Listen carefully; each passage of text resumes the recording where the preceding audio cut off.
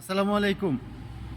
আমার বাংলাদেশি ভাই বোনেরা, এখনও যারা মালয়েশিয়াতে ট্যুরিস্ট ভিসায় আসার চেষ্টা করতেছেন, ভাবতেছেন ট্যুরিস্ট ভিসায় এসে মালয়েশিয়ায় কাজ করবেন, এই ভুল জীবনেও করেন না। এই ভুল করলে কিন্তু ধরা খাবেন। গতকালকে মালয়েশিয়ার গোয়েন্দা সংস্থা মালয়েশিয়ার ইমিগ্রেশনের দায়িত্বে আছে এমন 18 জন অফিসার সহ মোট 27 জনকে গ্রেপ্তার করছে, যারা কিনা ইমিগ্রেশনে বসে কাউন্টার সেটিং করে বিভিন্ন দেশের ট্যুরিস্টদেরকে মালয়েশিয়ার ভিতরে প্রবেশ করার সুযোগ করে দিত। সেই ধরনের 18 জন ইমিগ্রেশন অফিসার সহ টোটাল 27 জনকে মালয়েশিয়ার গোয়েন্দা সংস্থা গ্রেপ্তার করছে। তাই আগের মতো আর কাউন্টার সেটিং করে কিন্তু এখন মালয়েশিয়ায় ঢুকতে পারবেন না।